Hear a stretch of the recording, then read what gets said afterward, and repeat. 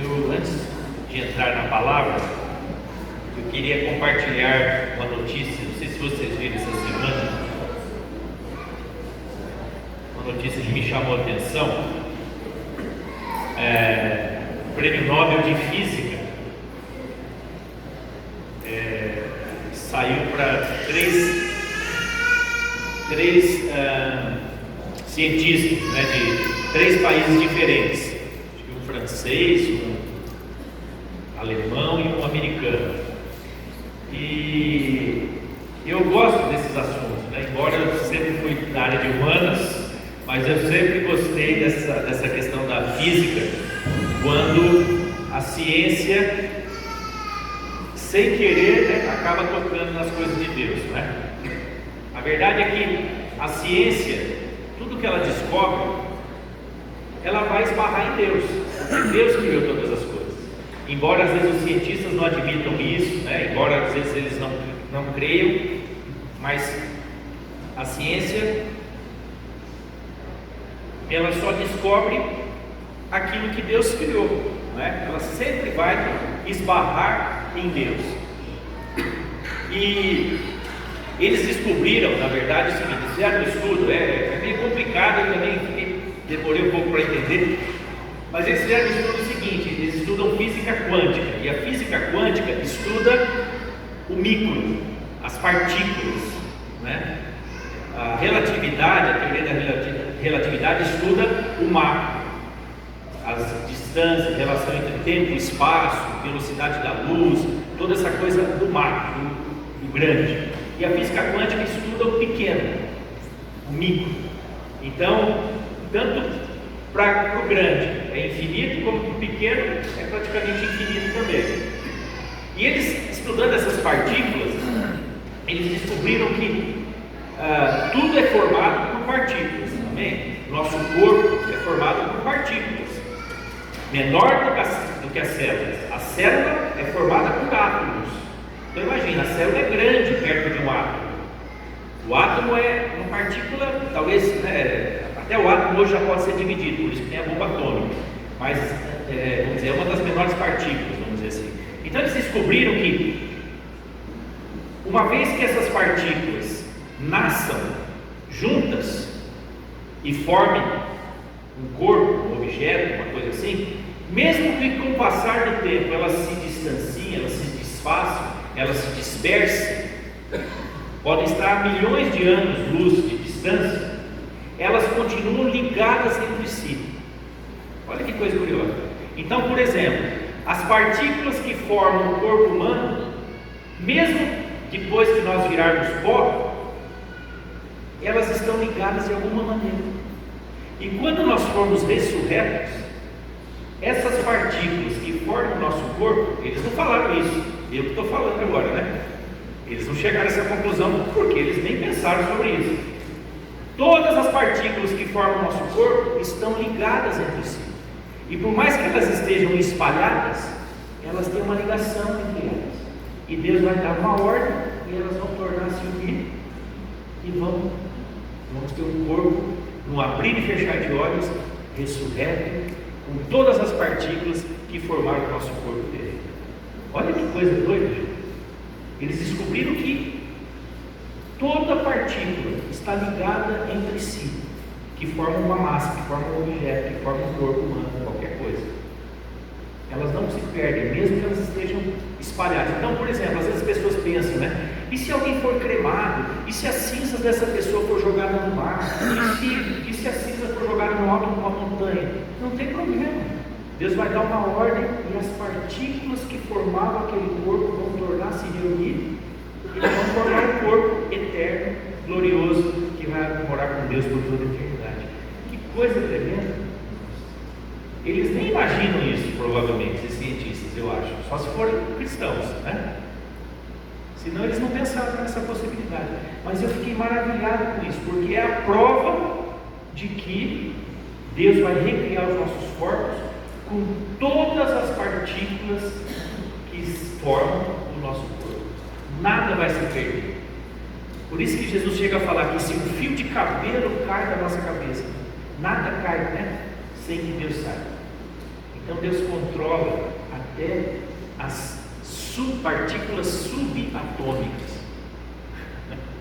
Já pensou que Deus que nós temos? Que coisa maravilhosa! Quando eu vi essa notícia, eu fiquei assim, eu parei, fiquei prestando atenção e fiquei refletindo, falei, é isso, eles descobriram o que vai acontecer com os nossos corpos eternos, mas eles nem pensaram sobre isso, nem no jornal falou disso, mas é isso que é. Deus colocou, né? Quer dizer, cada partícula que forma o teu corpo está interligada, está marcada, nada vai se perder. Deus é capaz de reunir todas elas com uma ordem e formar de novo cada um de nós. Você já pensou isso? Não vai misturar? Não vai misturar partícula, né? Você não vai ficar sem orelha na eternidade, não, né? Tudo que é seu, te pertence, vai voltar para você, só que de maneira melhor, porque vai ser perfeito e eterno. Amém? Deu para entender? Amém. Eu fiquei assim maravilhado com essa notícia. Para mim foi a notícia do ano. Aleluia. Deus é bom. Amém?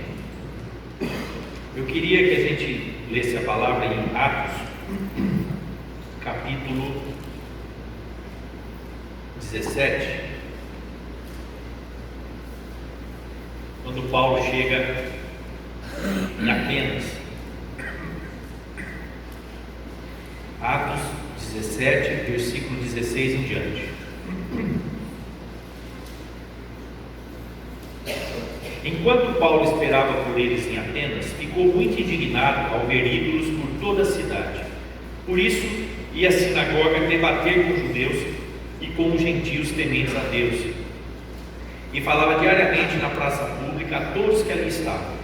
Paulo também debateu com alguns dos filósofos epicureus e estoicos. Quando lhes falou de Jesus e da ressurreição, eles perguntaram: o que esse tagarela está querendo dizer? Outros disseram: parece estar falando de deuses estrangeiros. Então levaram Paulo ao conselho da cidade e disseram: pode nos dizer que novo ensino é esse? Você diz coisas um tanto estranhas e queremos saber o que significa. Convém explicar que os atenienses, bem como os estrangeiros que viviam em Atenas, pareciam não fazer outra coisa senão discutir as últimas novidades. Então Paulo se levantou diante do conselho e assim se dirigiu aos seus membros: homens de Atenas, vejo que em todos os aspectos vocês são muito religiosos, pois enquanto andava pela cidade, reparei em seus diversos altares. Um deles trazia a seguinte inscrição: ao Deus desconhecido. Esse Deus que vocês adoram sem conhecer é exatamente aquele de que lhes falo. Ele é o Deus que fez o mundo e tudo que nele há. Uma vez que é Senhor dos céus e da terra, não habita em templos feitos por homens e não é servido por mãos humanas, pois não necessita de coisa alguma. Ele mesmo dá vida e fôlego a tudo e supre cada necessidade. De um só homem ele criou todas as nações da terra, tendo decidido de antemão onde se estabeleceriam e por quanto tempo. Seu propósito era que as nações buscassem a Deus e, tateando, talvez viessem a encontrá-lo, embora ele não esteja longe de nenhum de nós, pois nele vivemos, nos movemos e existimos, como disseram alguns de seus próprios poetas. Somos descendência dele. E por isso ser verdade, não devemos imaginar Deus como um ídolo de ouro, prata ou pedra projetado por artesãos. No passado, Deus não levou em conta a ignorância das pessoas acerca dessas coisas, mas agora Ele ordena que todos, em todo lugar, se arrependam, pois Ele estabeleceu um dia para julgar o mundo com justiça por meio do homem que Ele designou, e mostrou a todos quem é esse homem ao ressuscitá-lo dos mortos. Quando ouviram Paulo falar da ressurreição dos mortos, alguns riram com desprezo. Outros, porém, disseram: queremos ouvir mais sobre isso em outra ocasião. Então Paulo se retirou do conselho, mas alguns se juntaram a ele e creram. Entre eles estavam Dionísio, membro do conselho, e uma mulher chamada Dâmaris, e alguns outros. Essa cena acho que vocês já devem ter lido algumas vezes, né? Pelo menos uma vez. Paulo chega em Atenas, e Atenas, de certa maneira, era a capital capital cultural daquela época. Roma era a capital política, capital militar, né? Era o grande império que dominava naquela época, e eles dominavam sobre a Grécia e sobre as cidades gregas. E Roma e Atenas era uma das cidades gregas mais importantes, depois se tornou a capital da Grécia. Mas naquela época a Grécia tinha cidades-estado, né? Cada cidade era um próprio estado em si. Corinto, Éfeso, Esparta, né? Várias cidades.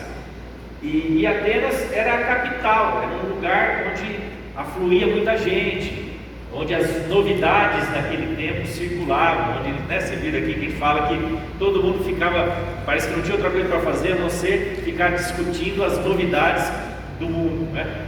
E tinha muitos filósofos, muita sabedoria humana, né? Muita ciência, muito conhecimento humano, vamos dizer assim, o que tinha de mais avançado naquela época, em termos de conhecimento do homem, estava em Atenas.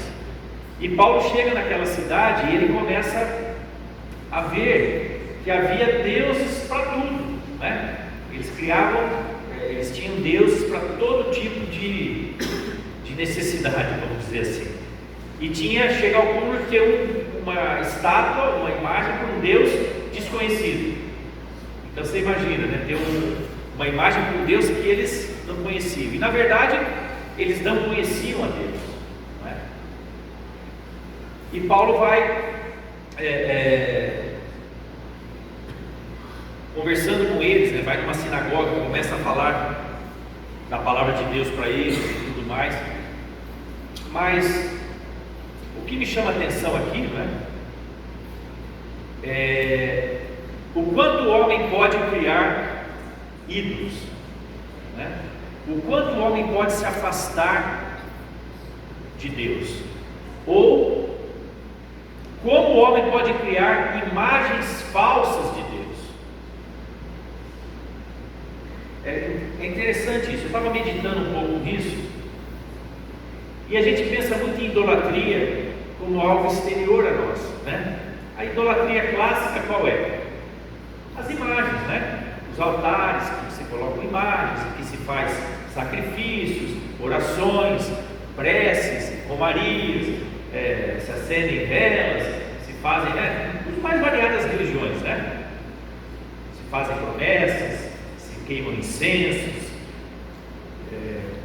se jogam moedas, né? Tem tanto tipo de altar, né? Mas esses altares externos, para nós cristãos, convertidos, né, nascidos de novo, batizados, né, na água e no Espírito, conhecedores da palavra, esse tipo de altar exterior não atrai a gente, é ou não? A gente sabe que isso é idolatria. A gente sabe que uma imagem de barro, de gesso, de madeira, de ferro, de bronze, de ouro, não pode falar, não pode fazer nada, não pode se relacionar conosco, não é verdade? Por exemplo, quando você pega uma foto de um parente seu que já faleceu, né, por mais querido que ele seja, você não consegue se relacionar com aquela pessoa por causa da fotografia. Quando você vê a foto, você lembra da pessoa, de momentos legais que você teve juntos, né? Sente saudade, né? Mas você não se relaciona com aquela foto. A pessoa não está ali na foto, é apenas uma imagem. Amém? Então, para nós, essa idolatria exterior, essa idolatria fora de nós, ela é fácil de ser identificada, e é fácil da gente não praticar. Amém? É fácil, porque nós não temos nenhum tipo de patuá, nós não temos nenhum tipo de amuleto, nós não usamos nenhum tipo de símbolo exterior que nos identifique como cristãos. E é bom ser assim. Nós não devemos ser identificados como crentes pela roupa que usamos, ou por algum tipo de objeto que a gente porte. Não é essa a identificação que Deus quer de nós. Deus quer que a gente seja reconhecido como Ele, como discípulo dele, pelas atitudes que temos, pelas palavras que a gente fala, pelo estilo de vida que a gente vive, pelo tipo de comportamento que nós temos, como nós afetamos as pessoas que estão perto de nós. Nós trazemos paz para aquele ambiente ou nós trazemos discórdia para o ambiente? Nós trazemos bênção para aquele lugar ou nós trazemos aflição para aquele lugar? Quando você chega, você é uma pessoa que as pessoas ficam tranquilas ou as pessoas começam a ficar apreensivas? Amém? Nós temos que ser reconhecidos pelo que somos no dia a dia, com as nossas limitações humanas. Ninguém é perfeito, né? Nenhum de nós é perfeito. Nenhum de nós. Nós podemos falhar, podemos errar, mas normalmente nós queremos fazer o melhor. Queremos fazer o que é correto em Deus. Então, Deus não quer que a gente seja identificado por atitude, por marcas exteriores, por termos uma correntinha com uma cruz, ou por tatuarmos uma cruz, ou por usarmos uma camiseta. Podemos usar? Podemos, né? Ter uma camiseta escrita também, mas não é isso. Eu lembro quando ficou moda, era moda usar aqueles adesivos nos carros, né? Deus é amor, Jesus vive, guiado por Deus, né? Tinha uns que davam até medo de ver esse adesivo, guiado por Deus. Era terrível, porque o cara era o maior barbeiro do mundo, né? E estava lá guiado por Deus. Misericórdia, não põe essa responsabilidade em Deus, não. Deus não tem nada a ver com essa bagunça. Aí eu começava a ver, né, aqueles adesivos nos carros e tal. No começo você via que eram cristãos, normalmente. Mas depois você vendia o carro, muitas vezes o adesivo ficava no carro, né? Ou o cara que usava adesivo não era tão crente assim, não é? O que é pior, né? E aí a gente foi vendo que o adesivo não queria dizer mais nada,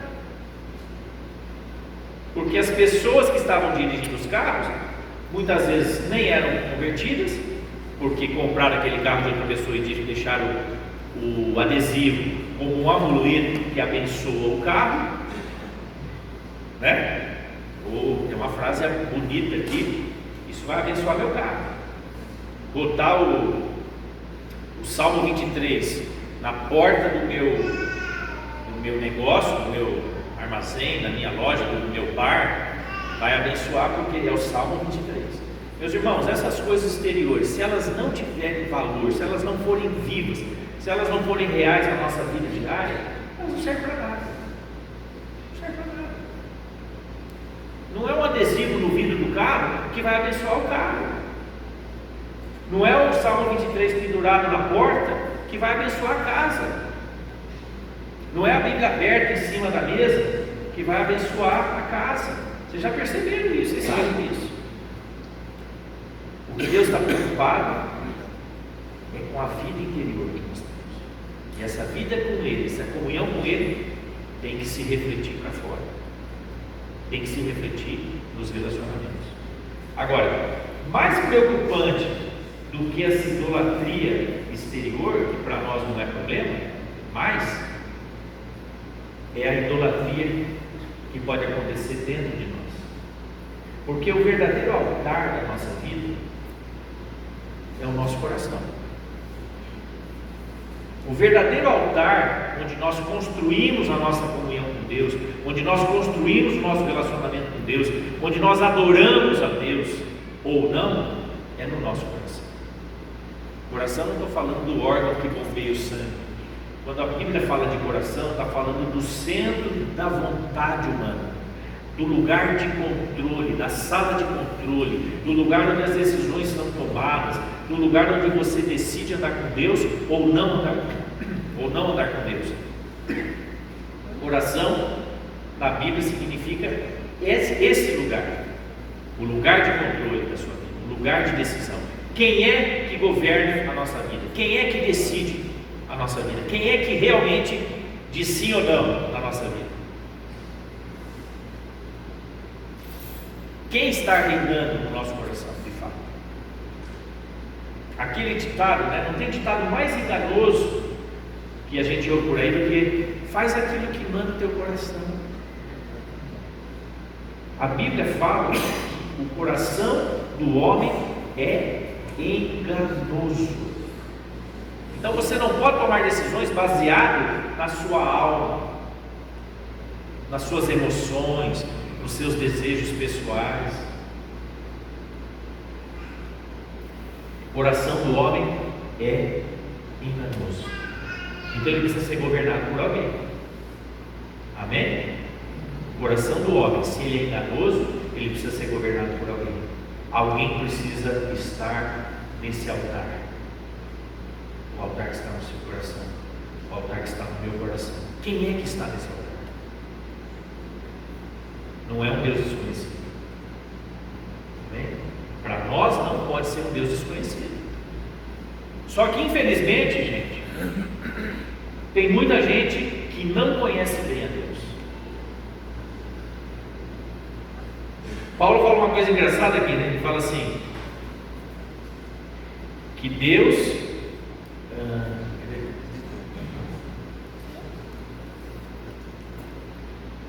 seu propósito era que as nações buscassem a Deus e, tateando, talvez viessem a encontrá-lo. Nós não precisamos ficar tateando mais para encontrar Deus. Você conhece a Deus. Deus não pode ser um Deus desconhecido para nós. Mas muitas vezes Ele ainda tem sido desconhecido em muitos aspectos para nós. Muitas vezes nós erramos porque não conhecemos muito bem a Deus.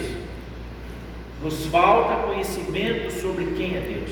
Nos falta nos relacionarmos mais com Deus para conhecermos melhor os pensamentos de Deus, os sentimentos de Deus, o que Ele pensa, o que Ele sente, o que realmente o preocupa sobre a terra. A igreja muitas vezes tem errado porque não percebe aonde está o coração de Deus. Ela se confunde. E aí eu queria ler um outro texto que está em Gênesis, quando Deus dá os 10 mandamentos para Israel. Olha o que ele fala. Capítulo 20, Gênesis, a partir do versículo 1. Diz assim: Então o Senhor deu ao povo todas essas palavras: Eu sou o Senhor seu Deus, que o libertou da terra do Egito, onde você era escravo. Não tenha outros deuses além de mim. Não faça para si espécie alguma de ídolo ou imagem de qualquer coisa no céu, na terra ou no mar. Não se curve diante deles, nem os adore, pois eu, Senhor seu Deus, sou um Deus zeloso. Trago as consequências do pecado dos pais sobre os filhos até a terceira e quarta geração dos que me rejeitam, mas demonstro amor por até 1000 gerações dos que me amam e obedecem a meus mandamentos. Não use o nome do Senhor seu Deus de forma indevida. O Senhor não deixará impune quem usar o nome dele de forma indevida. Lembre-se de guardar o sábado, fazendo nele um dia santo. Você tem 6 dias na semana para fazer os trabalhos habituais, mas o 7º dia é o sábado do Senhor seu Deus. Nesse dia ninguém em sua casa fará trabalho algum, nem você, nem seus filhos e filhas, nem seus servos e servas, nem seus animais, nem os estrangeiros que vivem entre vocês. O Senhor fez os céus e a terra, o mar e tudo que neles há em 6 dias. No 7º dia descansou. Por isso o Senhor abençoou o sábado e fez dele um dia santo. Honre seu pai e sua mãe, assim você terá vida longa e plena na terra que o Senhor seu Deus lhe dá. Não mate, não cometa adultério, não roube, não dê falso testemunho contra o seu próximo, não cobice a casa do seu próximo, não cobice a mulher dele, nem seus servos e servas, nem seu boi ou jumento, nem qualquer outra coisa que lhe pertence. É engraçado, né? A palavra aqui tem muito mais não, né? Não é? Mandamentos não, né? Começa com não tem outros deuses. Não faça nenhum ídolo. Não use o nome do Senhor em vão. Não mate, não adultere, não roube, não minta, não cobice. E só tem guarde o sábado. 9 nãos para um sim. Agora veja só, todos esses mandamentos Jesus falou que se resumem em 2: amará o seu Deus com toda a tua força, com todo o teu coração, com toda a tua mente, e amará o teu próximo como a ti mesmo. Então os mandamentos todos se resumem nesses 2. Toda a lei dos profetas se resumem nesses 2 mandamentos. Mas um mandamento continua valendo, né? Quer dizer, do resumo que Jesus deu, ele continua falando: amarás o Senhor teu Deus. O Senhor teu Deus é o único. Só Ele pode estar no teu coração. Só Ele pode ser o centro da tua vida. Só Ele pode governar a sua vida. Agora, quando Deus fala aqui, não faça para você espécie alguma de ídolo ou imagem, a gente às vezes pensa assim: não vou fazer uma imagem de um pássaro e ficar adorando o pássaro, não vou fazer uma imagem do sol e ficar adorando o sol, ou de uma árvore e ficar adorando a árvore. Mas tem coisa muito mais profunda do que isso.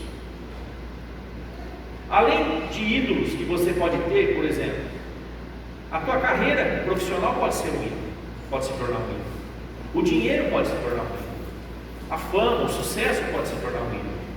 Perseguir isso, muitas coisas podem se tornar ídolos. Mas tem uma coisa que para mim é mais importante, e quando eu estava meditando, o Espírito Santo ministrou no meu coração sobre isso, que é você tornar Deus um ídolo errado no teu coração. Entenda o que eu estou dizendo? Por quê? Você criar um Deus à sua própria imagem. Você começar a enxergar Deus com os seus próprios critérios de santidade, com os seus próprios critérios e valores. Começar a pensar no céu como você gostaria que fosse e não como ele é de fato. Começar a pensar no Deus como você gostaria que ele fosse e não como de fato ele é. Você está entendendo o que eu quero dizer? Porque aí, se ele é um Deus não muito bem conhecido por nós, por isso que é importante nós conhecermos muito bem a Deus, para não fazermos uma imagem errada de Deus. Porque se Deus for um Deus desconhecido para você, você vai ter uma imagem errada dele. Você vai achar que ele faz certas coisas que ele não faz. Você vai achar que ele tem a obrigação de fazer algumas coisas que ele nunca disse que ia fazer. Você vai achar que ele não deveria fazer certas coisas que ele nunca disse que não faria.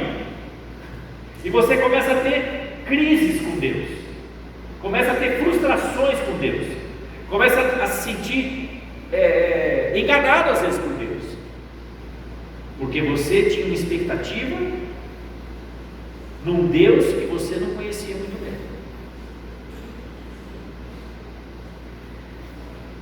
Sabe, irmãos, por isso que a gente, como pastores, líderes, aqueles que conhecem melhor a palavra, tem muita responsabilidade em ensinar corretamente a palavra de Deus, para que as pessoas tenham uma imagem correta de Deus, conheçam a Deus de verdade. Deus não seja um Deus pouco conhecido, ou um Deus desconhecido, ou um Deus distorcido na mente e nos corações das pessoas.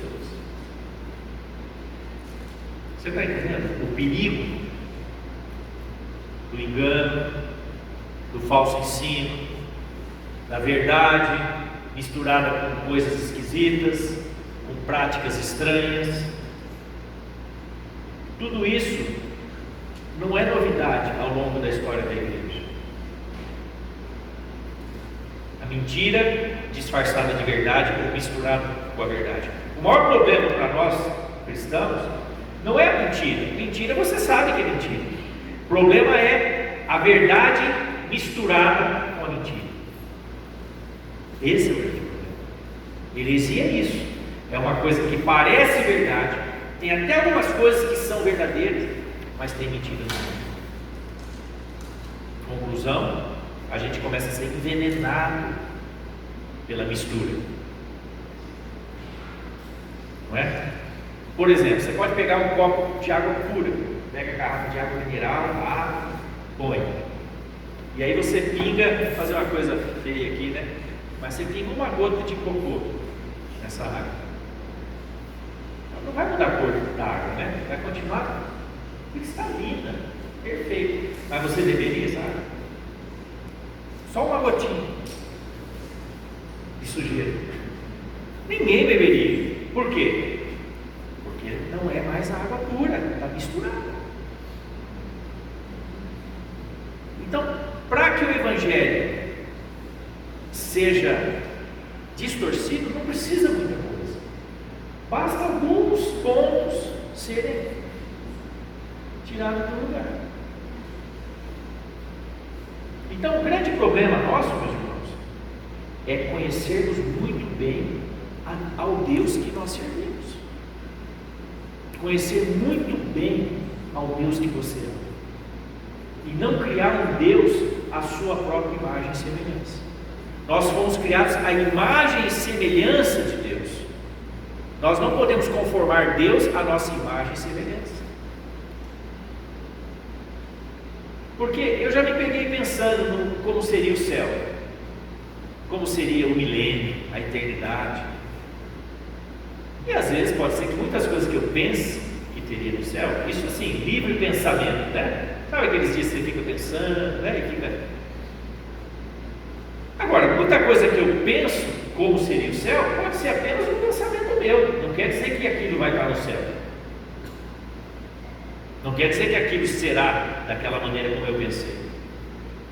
A palavra dá muitas pistas de como vai ser o céu.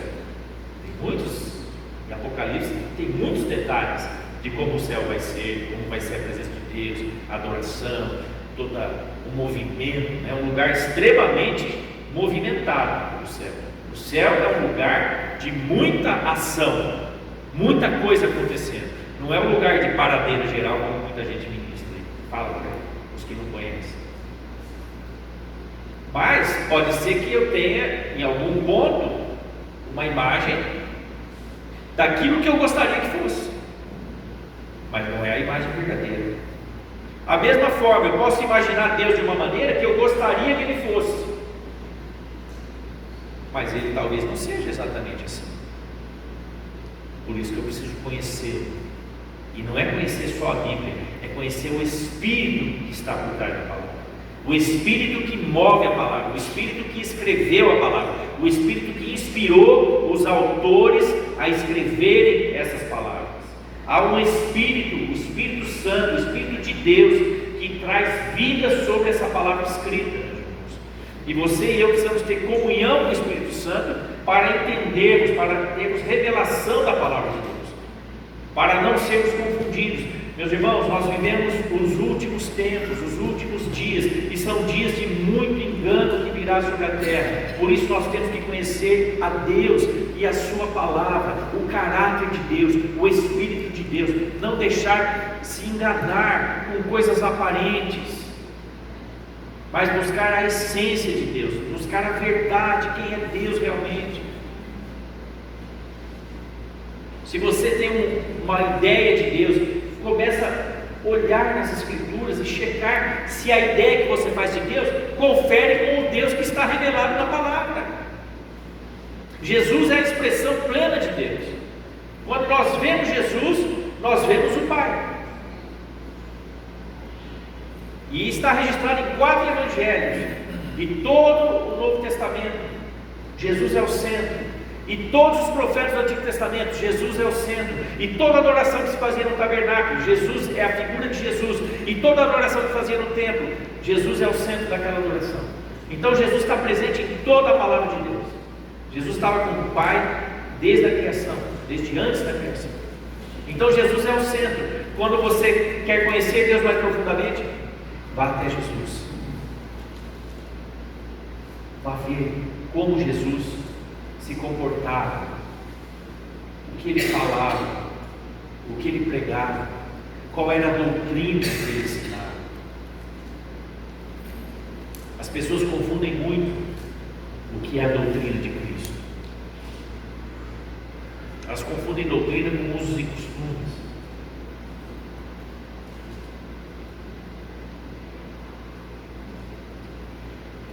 Não tem nada, uma coisa não tem nada a ver com outra. Eu li outros dias, falei um pouco sobre isso. Vai no Sermão do Monte. Ali tem um resumo da doutrina de Cristo. Quando fala para você amar o teu inimigo, orar pelos que te perseguem. Se alguém te bater numa face, dá a outra. Isso é doutrina. Tem a doutrina de Cristo. Quando você conhece Cristo, você conhece quem Ele é, o seu espírito, o seu caráter. A gente precisa entender qual é o espírito de Cristo, para não criar um Deus à nossa própria imagem, não criar um Deus conforme a nossa vontade, conforme nós gostaríamos que Ele fosse. Amém? Deus é muito melhor do que a gente espera, pode ter certeza disso. Quando eu conhecia Deus, eu vi que Ele era muito melhor do que eu imaginava, do que na imagem que eu tinha de Deus. Vamos dizer assim, de alguma maneira cria em Deus, mas um Deus desconhecido. Eu cria num Deus, que havia um Deus. Sabia que a vida não ia acabar aqui, sabia que tinha algo além, mas era um Deus para mim desconhecido. Não era um Deus que fazia sentido, não era um Deus real, não era um Deus pessoal. Eu cria que havia uma energia cósmica, uma energia eterna que de alguma maneira pairava sobre todas as coisas, mas eu não sabia quem era esse Deus, não sabia que esse Deus era pessoal, não sabia que era um Deus relacional, não sabia que era um Deus que eu podia falar com Ele e Ele podia falar comigo, um Deus com quem eu posso me relacionar, um Deus que é uma pessoa, são três pessoas, um Deus, Pai, Filho e Espírito Santo. Você pode se relacionar com esse Deus, pode conhecer esse Deus, para não criar um Deus à sua imagem, à minha imagem. Eu não quero ter um Deus à minha imagem, e Deus nunca vai se moldar à nossa imagem. Nós é que nos moldamos à imagem dele. Amém? Ele nos criou à sua imagem. Nós é que temos que nos tornar parecidos com Ele, e não tentarmos trazer Deus para os nossos desejos, trazer Deus para a nossa vontade, para que a nossa vontade seja feita. Sabe, irmãos, a gente vê que muita gente que não conhece a Deus, e muitas vezes nem quer conhecer muito a Deus. O próprio povo de Israel aqui, logo abaixo, depois que Deus acaba de dar os mandamentos, no 20 aqui,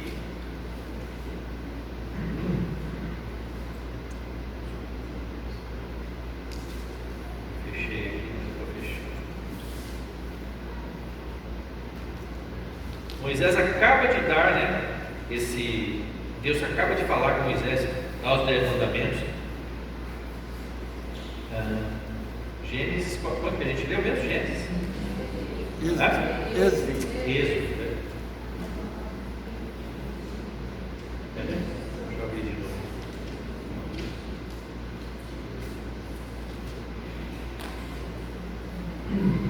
Aqui, acabou de falar, Então o Senhor deu ao povo essas palavras, aqui, a partir do versículo 18. Quando o povo ouviu os trovões e o som forte da trombeta, e quando viu o clarão dos raios e a fumaça que subia do monte, ficou à distância tremendo de medo. Disseram a Moisés: fale você conosco e ouviremos, mas não deixe que Deus nos fale diretamente, pois morreríamos. Moisés respondeu: não tenham medo, pois Deus veio desse modo para prová-los e para que o temor a Ele os impeça de pecar. Enquanto o povo continuava à distância, Moisés se aproximou da nuvem escura onde Deus estava. Então o povo não queria se aproximar de Deus, não. O povo não queria falar com Deus. O povo falou: tá, nós ouvimos, legal, mas ele lá e nós aqui. Não queremos muito papo com esse Deus, não. A aparência dele é muito brava, muito raio e trovão. Aí Moisés falou: vocês não precisam ter medo. Moisés já tinha entrado lá. Moisés viu que, apesar daquela aparência toda, no meio daquele barulho todo, tinha paz, tinha uma calmaria. Moisés conhecia Deus, mas o povo não quis conhecer. Sabe, O grande problema hoje do cristianismo, claro que tem muita gente que busca Deus de verdade, mas o grande problema é que as pessoas, elas querem o que Deus tem para dar, mas elas não querem se aproximar muito de Deus. Elas querem a bênção, elas querem as promessas, elas querem os benefícios, mas elas não querem muito papo com Deus. E consequentemente, esse Deus continua sendo um Deus pouco conhecido. E elas acabam sendo manipuladas por falsos mestres, por falsos líderes, e manipuladas pelos seus próprios desejos e pelo próprio coração. Amém? Porque a gente vê tanta coisa, né? E outros, né? Vocês nem sabem, não vou citar nomes, mas tantas coisas erradas sendo feitas em tantos lugares, e as pessoas continuam frequentando esses lugares. Aí eu pergunto, mas por que elas frequentam esses lugares? Porque o coração delas não quer muito contato com Deus. Elas querem, paga o pedágio, né? Para Deus dar a bênção. Paga o pedágio para Deus, né? Me abençoar. Eu quero a bênção, mas não quero muito contato com Deus não.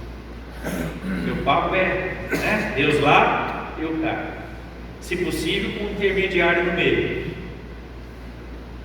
Se possível, com alguém que ore por mim. Se possível, com alguém que busque a Deus por mim. Se possível, com alguém que faça o trabalho de buscar Deus no meu lugar. Meu irmão, o teu sacerdote, a nova aliança, eu já falei isso, todos são sacerdotes.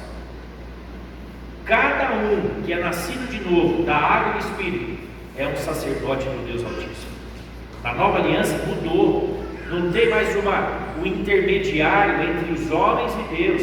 Cada um tem agora livre acesso para chegar até a presença de Deus, por meio da cruz de Cristo, do arrependimento e da cruz de Cristo. Entrar com ousadia, a palavra fala, no Santo dos Santos, no lugar onde Deus habita. Nós podemos entrar com ousadia nesse lugar, porque nós somos sacerdotes individuais, você e eu, mas para isso a gente tem que estar salpicado do sangue do Cordeiro. Arrependimento, não é? Quebrantamento diante de Deus. A primeira pregação de João Batista foi: arrependei-vos. A primeira pregação de Jesus: arrependei-vos, porque é chegado a vós o reino de Deus. Tanto João Batista como Jesus falavam isso. O reino de Deus. E aí fala assim também, antes de vir o fim: o evangelho do reino será pregado em toda a terra. Não é o evangelho que salva só, é o evangelho que traz salvação, perdão de pecados, traz restauração do homem. O homem vai sendo restaurado novamente à imagem e semelhança de Deus, e esse evangelho do reino proclama que agora há alguém que vai nos governar para sempre, alguém que foi escolhido por Deus para nos governar por toda a eternidade, que é Jesus Cristo. Esse é o evangelho do reino completo. Não é só falar que Jesus salva, é falar que Jesus vai nos governar por toda a eternidade. Ele foi o homem escolhido por Deus, o nome que nos foi dado. Amém, irmãos? Nós temos que nos familiarizar com essa ideia, e esse mundo vai ter que se familiarizar com isso, porque é isso que vai ser. Senão vai ser um choque para muita gente. Ué, mas ninguém nunca me falou que Jesus ia governar a gente. Eu, quando me converti, nunca tinha ouvido falar que Jesus ia voltar. Com 18 anos de idade, nunca ninguém tinha me falado que Jesus ia voltar. Aquilo me foi um tranco na cabeça. Quando eu ouvi, falei: mas como Jesus vai voltar? Ninguém nunca me falou isso. Eu tenho 18 anos e não sabia disso. Sabe como é que eu fiquei sabendo disso? Eu estava num bar, ia sentar para comer alguma coisa e tal, e beber. Tinha um folheto que tinha sido deixado de alguma igreja, e tinha uma figura assim de Jesus voltando, os anjos tocando trombeta e vindo do céu, e os homens esperando assim na terra, olhando para cima. E eu, aquela figura que chamou a atenção, eu peguei e comecei a ver aquilo. Eu guardei aquele folheto, eu tenho até hoje guardado. E aquilo me trouxe um impacto. A gente pensa que folheto não funciona, mas funciona, viu? Esse folheto foi deixado no folheto. E foi a primeira vez que eu ouvi falar que Jesus ia voltar. Aquilo me deu um impacto e me deu medo. Porque eu falei, nossa, se ele voltar mesmo, eu preciso resolver a minha vida. Porque a coisa vai estar feia para o meu lado. Aquilo me gerou temor. E você sabe que muita gente nunca ouviu falar isso? De verdade. Não é uma realidade para eles isso. Pode até ter ouvido falar assim. Porque hoje todo mundo já ouviu falar de tudo, né? Mas não é uma realidade. Não é algo que eles realmente acreditam que vai acontecer. Não é verdade para eles. E Jesus vai voltar. É claro. Essa é a nossa maior esperança. É a ressurreição dos mortos e a volta de Jesus para resolver tudo. Para botar tudo no lugar. E nos governar por toda a eternidade. E nós vamos ajudá-lo a governar. Que futuro que nos espera, meus irmãos? Futuro brilhante para nós. Futuro tremendo para nós. Mas nós precisamos crer nisso. E precisamos falar sobre isso para as pessoas. Falar sobre isso. Eu não sei quanto tempo isso vai levar. Não sei quanto tempo ainda vai demorar para Jesus voltar. Mas uma coisa eu sei, eu quero estar sempre com a minha vida pronta. Amém? Eu quero estar com a minha vida pronta. Eu não quero ser pego de surpresa. Não quero ser pego de surpresa. Para mim foi uma surpresa. Eu que conhecia tantas coisas, que lia tanto, buscava tanto, já tinha feito primeira comunhão, aquela coisa toda, catecismo, mas nunca me falaram isso. Ou eu nunca tinha prestado atenção. Foi uma coisa, um folheto, foi o processo de Deus me cercar. Né? Deus usava todas essas coisas, folheto, figuras, histórias, coisas que Deus usava. Amém, irmãos? Eu quero ter uma imagem correta de Deus, de quem Ele realmente é. Eu não quero imaginar um Deus falso. Eu não quero criar um Deus à minha imagem. Amém? Deus não é a sua imagem, Deus não é a minha imagem. Deus é Deus. E nós precisamos conhecê-lo para não desfigurarmos Deus. Ele não pode ser um Deus desconhecido. E nós não podemos idolatrar um Deus errado no nosso coração. Nós não podemos agasalhar um Deus errado, crer num Deus distorcido. Por isso temos que conhecê-lo muito bem. A Bíblia também fala que o Espírito Santo é a garantia da nossa herança. E Jesus falou que o Espírito Santo nos conduziria a toda a verdade, nos faria lembrar todas as coisas que Ele ensinou. Então nós temos alguém que está conosco todo dia, todo o tempo, se relaciona conosco, habita em nós, para nós não sermos enganados, não sermos confundidos. E a Bíblia também diz que nos últimos dias o nível de engano seria tão grande que, se possível, até os escolhidos seriam enganados. Então não é brincadeira, não é pouca coisa o que nós estamos falando aqui, né? O nível de engano é sofisticado que virá. Não é uma coisa simples, fácil de detectar. É uma coisa que enganaria, se possível, até os escolhidos. Como que a gente se vacina contra isso? Tendo comunhão com Jesus, tendo comunhão com Cristo, tendo o coração quebrantado, mantendo o coração quebrantado, mantendo o coração contrito, mantendo o coração que se derrama, um coração molinho, né? Aquele coração fácil de Deus mexer, fácil de Deus transformar, fácil de Deus mover, fácil de se arrepender. Mantendo o coração assim, diante de Deus. Coração simples como a pomba, prudente como a serpente. Jesus nos deu todas as advertências, todos os antídotos para nós não cairmos no engano. E nos deu o seu Espírito para estar conosco a todos os dias. Ele falou que não nos deixaria órfãos, e isso é uma realidade, meus irmãos. Mas precisamos manter comunhão com Ele e comunhão com a sua igreja. É importante, né? Mantermos comunhão, termos comunhão coletiva, porque isso também fortalece, isso também ajuda a checar o coração, a você alinhar a tua visão, ajustar os teus sentimentos, os teus pensamentos, né? Isso tudo ajuda. Nós não fomos criados para viver sozinhos.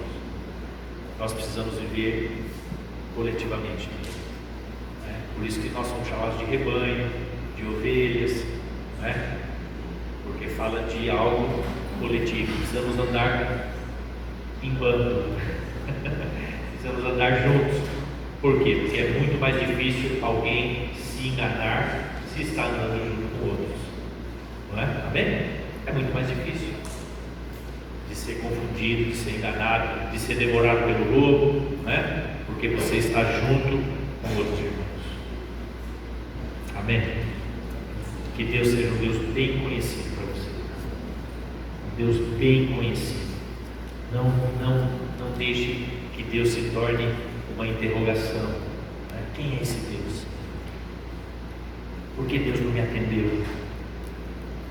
Vou terminar com essa história. Quando eu me converti, teve uma colega de faculdade lá em Campinas, que ela se converteu um semestre antes, e nesse processo todo de buscar Deus, quando eu tive uma experiência com Deus, eu estava de férias aqui em Adamantina, e eu tive uma experiência aqui, resultado de todas as outras experiências que eu já estava tendo. E ela tinha falado de Jesus para mim e tudo, mas eu não queria ouvir, né? Eu só achava que ela tinha ficado muito chata, na verdade. Então eu me afastei dela. Quando eu voltei para lá, para Campinas, para retomar as aulas, a primeira pessoa que eu fui procurar foi ela, porque eu tinha tido experiência com Deus e agora eu entendia o que ela estava falando. O que ela falava, tinha falado para mim, agora fazia sentido. Então foi a primeira pessoa que eu fui procurar, e ela ficou super feliz de me ver. Imagina, né, a alegria dela, porque eu estava agora convertido. E ela me levou para conhecer algumas igrejas, e entre essas igrejas levou para conhecer a igreja do Pastor Rony, né, a igreja da Comunidade Evangélica de Campinas, onde eu fiquei, onde eu conheci a Nicinha, nos casamos, né, ficamos lá por mais de 20 anos. Então, ela foi usada por Deus. Mas nesse processo dela me levar para a igreja, e depois eu fiquei lá, né, ela se afastou de Deus, ela se distanciou, e o motivo que ela alegou para mim é que ela tinha tido uma expectativa de que Deus ia fazer uma coisa na vida dela e não tinha feito. Então ela tinha se frustrado com Deus. Ela falou: mas não olha para mim não, olha para Jesus. Eu falei exatamente o contrário semana passada, né? Paulo falou para Timóteo: olha para mim, olha como eu tenho servido a Deus, olha como tem sido a minha vida. Tem que ter muita coragem para falar isso. Olha para mim, né? Mas quando você não está bem, você fala: não olha para mim não, olha para Jesus. Isso é uma desculpa esfarrapada, na verdade, né? A gente fala assim: a igreja não é perfeita, não olha para a igreja não, olha para Jesus. Não, a igreja tem que ser um lugar bom, para as pessoas se sentirem bem. Se a igreja não for um lugar bom, meus irmãos, nós estamos perdidos. Não é perfeito? Não é, mas tem que ser um lugar agradável, tem que ser um lugar de acolhimento, tem que ser um lugar de bênção, tem que ser um lugar de amor, de respeito, que a pessoa se sinta acolhida, se sinta amada e vá sendo transformada à imagem e semelhança de Deus. Amém? Porque senão nós vamos estar em desculpa esfarrapada. A igreja, você sabe o que é, né? Deus é bom, o diabo é ruim e a igreja é mais ou menos. Não é isso que Deus quer. Deus quer que a igreja, que Ele é bom, o diabo é ruim, e que a igreja seja boa também. Amém? Mas essa moça, ela se frustrou com Deus. Por quê? Ela era nova convertida. Depois ela voltou para Jesus, hoje ela está bem, graças a Deus, mora em Três Lagoas, está bem no Senhor, né? Graças ao Senhor, está bem. Mas, por que ela se frustrou? Por que ela se afastou? Porque era um Deus pouco conhecido para ela. E ela gerou certas expectativas que Deus não cumpriu, porque não era a vontade de Deus cumprir. Mas ela achava que Deus tinha que fazer tudo aquilo que ela queria, toda a vontade dela. E quando Deus não fez alguma coisa que ela queria, ela se magoou com Deus e se afastou. Então, não crie expectativas falsas no teu coração. Teu coração é enganoso, meu coração é enganoso. Tem expectativas de Deus, expectativas que Deus coloca no teu coração. Não crie um Deus imaginário, mas tem expectativas do Deus verdadeiro, do que Ele quer fazer para você, do que Ele quer fazer na tua vida, de como Ele quer cuidar da tua vida. Amém? Deus é bom, Ele tem pensamentos de bênção para você, Ele tem o melhor para você, mas é a vontade dEle, é a maneira dEle, não é a sua maneira nem a minha. Deus tem os seus caminhos para fazer, e às vezes são caminhos misteriosos, que nós não sabemos, mas a vontade dEle vai prevalecer. Amém? Vamos ficar de pé? Vamos orar.